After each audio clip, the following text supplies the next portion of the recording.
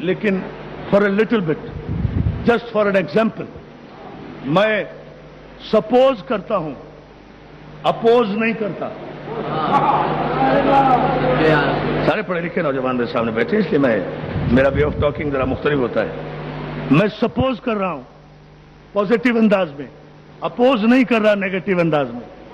Suppose کرتا ہوں کہ حلیمہ بھی تھی، ان کی بکریاں بھی تھیں. مان تو نہیں لیا، مثال کے طور پہ کہہ رہا ہوں بیٹا. ہاں جی ٹھیک ہے. سپوز حلیمہ تھی کوئی، ان کی بکریاں بھی تھیں، ان کا ایک دودھ سوکھا ہوا بھی تھا، حضور نے لب مبارک لگائے، چشمہ جاری ہو گیا. ٹھیک ٹھیک، بڑی توجہ دوست. لیکن اب سوال صرف یہ پیدا ہوتا ہے کہ ایک بات تم مان لو، ایک سپوز میں مان لوں گا، کیونکہ بات ہے نہ خلافت کی، نہ علی کی ولایت کی، نہ علی کی امامت کی. بات ہے میرے نبی کی حرمت کی، میرے نبی کی عزت کی، میرے نبی کی عظمت کی. ایک بات تم تسلیم کر لو. سپوز میں کر لیتا ہوں حلیمہ بھی تھی، انہوں نے دودھ بھی پلایا تھا، ان کی بکریوں نے بھی دودھ زیادہ دینا شروع کر دیا تھا، ان کی میدان اور گھاس جو تھی وہ سوکھی ہوئی تھی، وہ بھی نبی کی برکت سے ہری ہو گئی تھی. چلو میں یہ ساری باتیں مان لیتا ہوں. اتنی باتیں غلط ہیں، میں مان رہا ہوں. تم ایک صحیح بات مان لو، یہ سب میں مان لوں گا. نبی کو پیدائشی طور پر 40 برس پہلے نبی تم مان لو. توجہ ہے یا علی، نعرہ حیدری. یار میں نے بہت بڑا جملہ کہا ہے. آپ ہی کی تو دلیل ہے کہ نبی پیدا ہوئے تو آگ ٹھنڈی ہو گئی. تو جب نبی پیدا ہونے کے بعد نبی نہیں تھے اور 40 برس کے بعد نبی بنے تو پیدائش پر آگ کیسے ٹھنڈی ہوئی؟ حلیمہ کے دودھ کیسے آ گیا؟ قصر قیصر کے 14 مینارے کیسے گر گئے جب یہ نبی تھے ہی نہیں؟ یہ تو نبی نہیں تھے بقول آپ کے، یہ تو آپ جیسے بشر ہیں. نبی نہیں تھے، نبی بنے 40 برس کے بعد. تو جب پیدا ہوئے تو یہ آگ ٹھنڈی کیسے ہو گئی؟ کسی مولوی کی پیدائش پر تو کسی کا چولہا بھی ٹھنڈا نہیں ہوتا.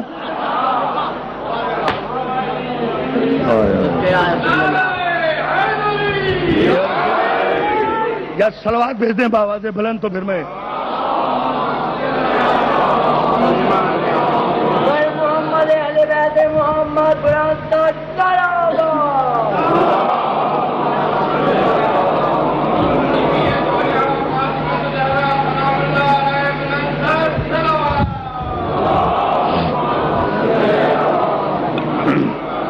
مولا آپ کو سلامت رکھے. بہت شکر گزار آپ کی توجہات پر. لیکن ایک جملہ کہنا میرا حق بنتا ہے مسلمانوں سے کہ یہ بات میں مان لیتا ہوں، یہ بات آپ اپنی سیرت کی کتابوں سے نکال دیں کہ پیدا ہوئے تو نبی نہیں تھے، یا یہ نکال دیں یا یہ واقعات نکال دیں. آگ کو ٹھنڈا کر رہے ہیں، قصر قیصر کے 14 مینارے گرا رہے ہیں، حلیمہ کو دودھ دے رہے ہیں، درختوں سے باتیں کر رہے ہیں، سنگریزے کلام کر رہے ہیں، نبی ہے نہیں.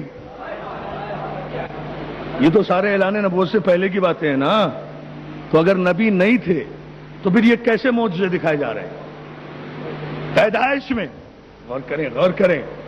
قصر قیصر کے مولا مجھے طاقت دے کہ میں سارے جوان دوستوں کو اپنی اس 1 گھنٹے کی محنت کا خلاصہ سمجھا سکوں اس غازی کے علم کے صدقے میں. اس لیے کہ میں جب تک خود مطمئن نہیں ہوتا کسی گفتگو سے اس وقت تک میں آگے نہیں بڑھتا، تاکہ نوجوان یہاں سے کوئی شے لے کر اٹھے جو آنے کا مقصد ہوتا ہے. قصر قیصر کے 14 مینارے گرے، آتش کدہ فارس ٹھنڈا ہوا، حلیمہ کے دودھ آیا. بتانا صرف یہ چاہتا ہوں کہ میرے نبی نے، یتیم عبداللہ نے، پروردہ آغوش ابو طالب نے، بنت اسد کے لال نے، عبد المطلب کے فخر نے، عبد المطلب کے فخر نے، ہاشم کے چاند نے، ذریت ابراہیم نے، نسل اسماعیل نے، علم اول نے، عشق اول نے، حسن اول نے، خلق اول نے، خلق اول نے، نور اول نے، تخلیق اول نے، بشیر نے، نذیر نے، سراج منیر نے، گنتی کے پہلے عدد نے، نور اول نے، وجہ تکوین کائنات نے، علت غائیہ ممکنات نے، علم اول محمد مصطفیٰ نے اس دنیا میں ماں کی گود میں آتے ہی آتش کدہ فارس کو ٹھنڈا ٹھنڈا کر کے اور قصر قیصر کے 14 میناروں کو گرا کر اعلان کر دیا کہ میرے آنے پر یہ آگ ٹھنڈی ہو گئی ہے، مجھے اپنے جیسا بشر نہ سمجھنا، میں رحمت للعالمین کا تاج پہن کر ماں کی گود میں آیا ہوں، اگر میرا کلمہ پڑھ لیا اور میرے دامن سے وابستہ ہو گئے تو جس طرح میرے آنے پر آتش کدے فارس ٹھنڈا ہوا ہے، اسی طرح میری غلامی کی وجہ سے تمہارے لیے جہنم کی آگ ٹھنڈی ہو جائے گی، اور پیدا ہوتے ہی قصر باطل کے 14 میناروں کو گرا کر یہ بتا دیا، اور مجھے اپنے جیسا بشر سمجھنے والے 2 رکعت کے مولوی مجھے اکیلا سمجھ کر اپنے جیسا بشر نہ سمجھنا، 14 مینارے کفر کے گرا کر بتا رہا ہوں، اکیلا نہیں آیا، پیچھے 14 کی طاقت ہے۔